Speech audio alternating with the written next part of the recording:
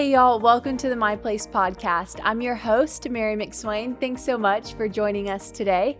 I'm joined, as I normally am, by my dad, Jay McSwain.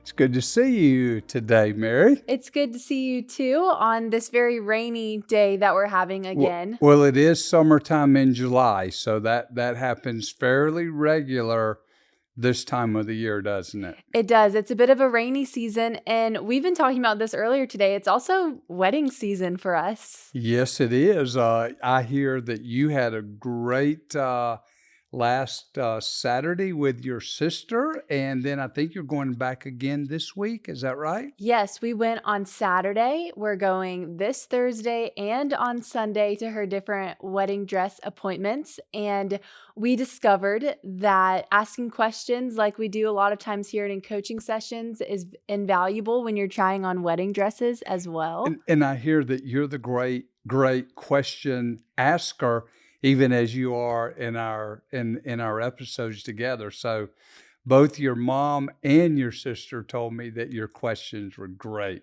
I guess the skill transfers wherever you are. And it was Yeah. so much fun just to get to see what she liked and what she didn't like. And I feel like it's a bucket list item for girls to be able to try on wedding dresses one day. So it was so much fun just to get to see what she liked, what she didn't like, and just play dress up for the day with her. It was so fun. Yeah, and I'm actually in the middle of doing premarital coaching for several young ladies. Two of them, one of them's one of your best friends. You went to middle school with the other one, and the other one grew up at our church. And so in the next few months, I'm going to get to officiate 3 weddings. But right now, we're kind of going through the time where we talk about those things that you need to make sure that are solid and foundational leading up to a wedding. So we're kind of busy in the throes of wedding stuff right now. We are. Speaking of those premarital conversations, do personality or spiritual gifts ever come up in those conversations? Well, in the material that I've put together, yes, that is what we call putting up the walls. I've come up with like building a home. Our family's in the building business, and I have 7 steps: picking out the blueprints. How did you get to know each other? Putting in the foundation, which is the most important part in a marriage, the foundation, communication, then putting up the walls, framing. That's where we do personality. Then we look at the woman's role, selecting the colors. The man is roofing, the man's protective role. Then we do paying the mortgage, and we talk about finances. And then we talk about warranty and maintenance. And that is what you have to do to keep dating the person and engaging with them just like you did before you got married. So yeah, but personality does come up, yes. In a lot of those conversations, it's to help ensure that the marriage stays vibrant and healthy, but it's also to help guard and avoid some potential conflict Yeah. that can come up in that marriage relationship. And I think that's probably one of the reasons that you talk about personality, because sometimes our personalities can complement one another and sometimes they can conflict with one another. Rooms give variety in a house, right? And Mhm. and they make a house more enjoyable with the different varieties, but they also can separate. They put up walls, and so that's where they can complement, bring variety, or they can conflict and put up walls that separate us. That's a great visual for that. And it's interesting, speaking of complement and conflict, when it comes to our personality, that's a little bit of what we talked about in last week's episode, how our personality and our spiritual gifts can sometimes complement one another and they can sometimes conflict with one another. So for people who missed last week's episode, because we're not talking about wedding season this whole time, we probably Okay, could. we need to transition, right? We absolutely could, because I think we could have a whole conversation about what you talk about in those, but we're not giving premarital advice in this conversation. If y'all need some of that, you can contact him outside of the podcast if you need some premarital counseling. However, we are talking Premarital coaching. Your mom and I've always said we aren't counselors, but we do coach people. So So, outside of that, we are today talking about our personality, our spiritual gifts, and how they can complement or conflict with one another, Yeah. similar to what we talked about last week. So, if you could, for people who need a refresher or if they didn't catch last week's episode, give us a bit of a summary on some of what we talked about last week. Yeah, we talked about that there's certain combinations of personalities that really match up really well with certain combinations of spiritual gifts. And there's certain combinations that might not seem as much to match up, like a D personality with the gift of mercy. But what is really cool is that if you look at it, there's 64 combinations in what we do. There's 16 spiritual gifts, 4 personality types. So if you look at all those combinations, it's 16 or 64 different ones. Then you threw a little curveball last week when you were talking about how even some spiritual gifts can have some conflict with other spiritual gifts, but yet, isn't it kind of cool? That's the way God, he can work something beautiful in what we think, well, that wouldn't go together. But it does when God gives it to you, right? It does. And did you say there are 64 Yeah. combinations? Have you never thought about that? I've thought about it, but we all know I'm not good with numbers. No, no. Whenever I ask you if you're at an event, how many people were there? And someone else will tell me, oh, there were 175. And you'll say, oh, there were maybe 80 or 90. No, numbers is not your thing. But you learned something new in this podcast, didn't you? 64 combinations of 64 the combinations. 16 spiritual gifts with the 4 personality styles. That's not including how you can be a flatliner or a spiker. You can Yeah, score high in one personality style. You can resonate with 2 or 3 or all 4 of them. And then you might have multiple gifts. So you might yeah. be an I personality with the gift of hospitality and mercy. And we could go on and on and on with all of those combinations. In all of the years that you've been coaching people, you have seen thousands of place profiles at this point. Yeah. You have talked to thousands of people about what their place profile means, what that looks like in their life. Have you seen that there are more likely combinations or less likely combinations over the years? I've seen that most of the time there are ones that go hand in glove. I think that's the right way to say it. Than those that are more that don't go together. You because again, that's the way I think God works most of the time. Most of the time. So most of the time, gifts that should go together with personality types will go versus again, when you see, say, an S personality with the gift of prophecy. Now, I've seen it.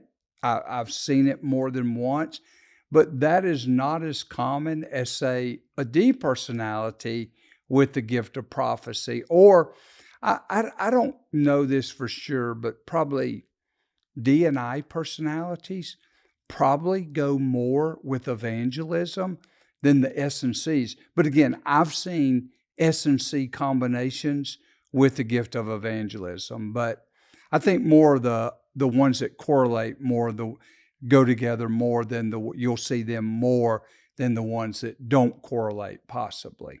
Do you ever find that when you're sitting down in coaching sessions with people, people will become discouraged when they start to understand what it means to be a DIS or C and they start to understand what the teaching of the 16 spiritual gifts look like?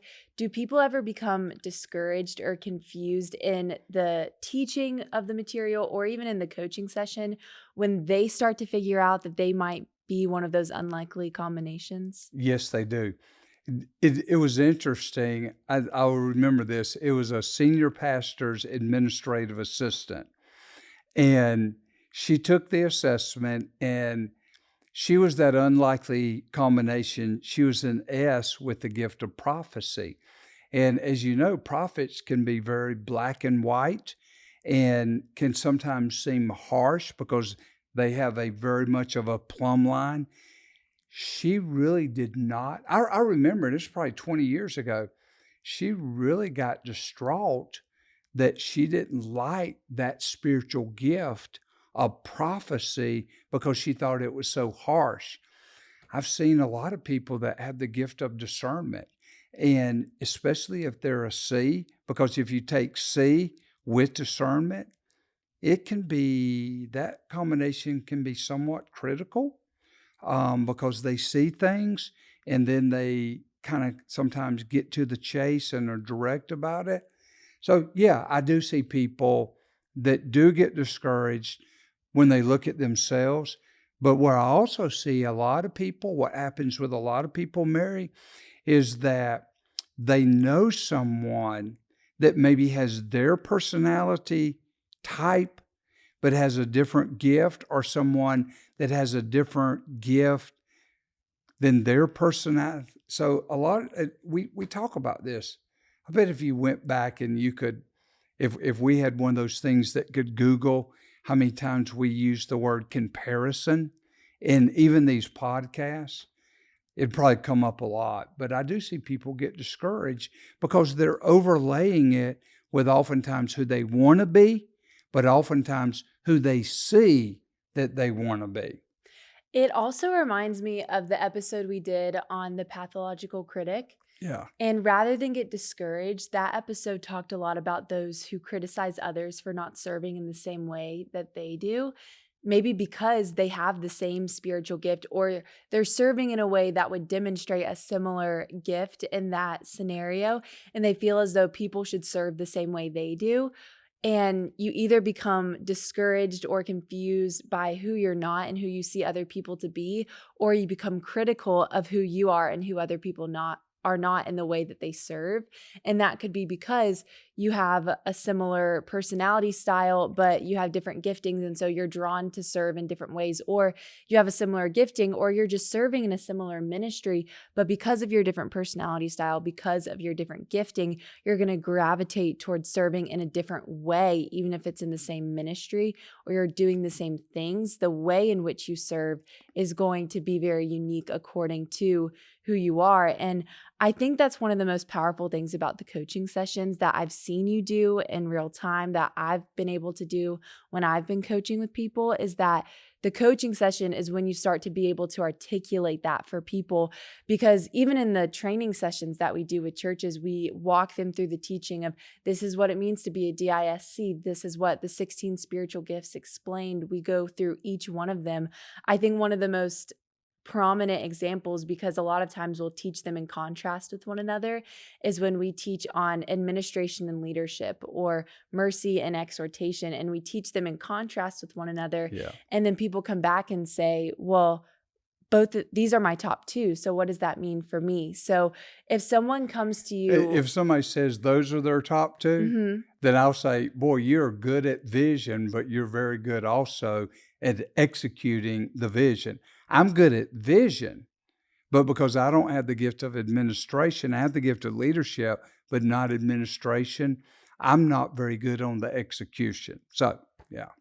And I think that even goes into what you mentioned I brought up at the end of last week's episode, was the gift mix. And there's different ways that you can term that, but the different spiritual gifts that you have. Because in scripture, we believe that when we become a Christian, everyone is given a spiritual gift. Some people are given multiple spiritual gifts. And in our material, there's different ways that you can continue to discover your various gifts by getting involved, looking for affirmation, looking for where your motives are pure. We have all those different things where you can further discover past the assessment.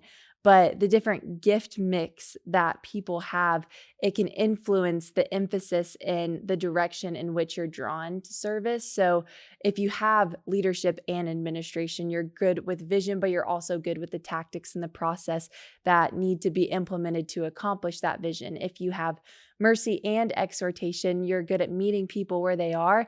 And when they're ready to receive the steps of someone that has exhortation wants to give, you can meet people where they are, and then you can give them the steps to overcome whatever obstacles or challenges they need to go from where they are from where to where they want to be. And I think that speaks to even how the different gifts you have influence one another. So it's not just your personality and your spiritual gifts that influence and interact with one another, but it's even the different spiritual gifts that you have that influence and interact with one another too. Think about these 2, and I've never really thought about it till we're having this conversation, and I cannot think as many people, I'm sure someone's had it and I just am not aware, but mercy and prophecy. Think about how those 2 would interact. Now, what I'm gonna be doing in a coaching session, I'm gonna be looking for someone that has mercy and prophecy, because mercy, everything's fine, but prophecy is, "No, this is what God says." So, Do you have any examples of people that you've coached or even people that you've done ministry with who had an unlikely combination of their spiritual gifts or maybe their personality and their spiritual gifts that on the surface it would look like they would contradict or conflict with one another, but they were very effective in their ministry yeah. despite maybe a surface level contradiction, not a contradiction, but an unlikely combination? I'll tell you, Craig Kelsey, who was our executive director with Place in the very beginning and served with me with Place for about 13 years, people were shocked when I would tell them, because most people knew him from being on stage. He was an I personality, but one of his top spiritual gifts was administration. And people could not believe when I would tell them that they saw him, again, teach Place, because he was so engaging, so funny, and they would think, well, he's not ever serious. But boy, he had pads and he kept up. Yes, that was an unlikely one, but it was, I mean, I got to enjoy it for almost 13 years that he was with us and see it work really well together. But people were really shocked when I would tell them that knew him just from, again, a presentation, but didn't see him behind the scenes administrating all that was going on with Place Ministries. Now, administration, at least to me, seems like more of a task oriented spiritual gift. I personalities are very people oriented. Do you think that ever, you saw him, did ministry with him for years. Was there ever a conflict between people and task? Well, yes, because I don't have administration, and this is funny. If Craig saw this, he'd probably laugh too. But we would be in meetings, and again, I'm not real administrative. I'm very people oriented, even though I'm a D. But I am so social and artistic and out of the box. And I would say to Craig on a regular basis, "Is something bothering your eye?" Because when he would start getting irritated with me, he'd start playing with his eye. And that was, "Just tell me what you want me to go do, Jay, and I'll go do it." And that was the administration in him. Whereas if you look just on the surface, I was the D, and you'd think I was the one that just didn't want to sit there and have this conversation. But I was so artistic in the moment, so social, that I would get caught up in the relational aspect and just dreaming and out of the box. And he just wanted, what do you want me to go do? And I'll go do it. And he, again, I'd watch his eye, and I always say, and did it irritate me a little bit? It did a little bit, because he was irritated with that. And now that we're in this conversation, there are times where I see that with you, and I was wondering if you were going to think about that. there are times where I'm just going off on all this vision stuff, and I can see when you get really irritated, it's like, "Just tell me what you want me to do, and we'll go do it." So, were you really thinking whether I was going to come up with that? As you started to describe that scenario, it felt very familiar to me. I wonder how many people think that about that go into meetings with me. But again, and this is where people balance one another. People can have conflict, but I think in reality, we come together in order to complement one another because you are with that spiritual gift of leadership and the active D personality that is very driven, very goal oriented, that has vision for goals that you want to reach. You can think at a very high level that I don't naturally think at, but I think I can come behind you and find the tasks that need to be done. And sometimes I start to analyze it and realize that we can't accomplish all of this vision. There's not enough time to do the tasks that need to be done to accomplish the vision. And so sometimes at a certain point, I realize that everything on the back end of the conversation can't be done. So let's go start doing what needs to be done and what can be done, the tasks. But I think the task versus the people, again, sometimes whether it be in your own personality or even in relationships and people that you work with, sometimes they can conflict, but they're meant to complement one another in order to do together what you can't do apart. And I think when it comes to different people and even within yourself, because we talk about even the way I phrase that question, did it ever cause conflict within himself? But in reality, I think what causes conflict is often what balances, what tempers one another, what balances yourself. Because even with the I personality, with the gift of administration, I personalities aren't typically task oriented, they're not typically detail oriented. So to me, your spiritual gift, your personality influences your spiritual gift, but your spiritual gift in a way often even influences your personality because to me it sounds like it can temper and balance even some of the growth areas in your personality style because you're drawn towards accomplishing a task that's required for administration, and your personality style, the I personality style, may not be drawn towards tasks, may not be drawn towards detail, but in a way what on the surface might conflict actually balances and complements one another when you look at it through a lens and through a certain vantage point. Here's a combination, and this is one that we could probably spend the whole episode on. Imagine this: you're an I C personality, and then you have the spiritual gifts of faith and administration. So the I personality with the gift of faith, they go hand in glove because eyes are in the moment and people with faith, well, God will just take care of everything. And imagine the C is not just live in the moment. We got to plan it all. We got to make sure. And administration is certainly not in the moment.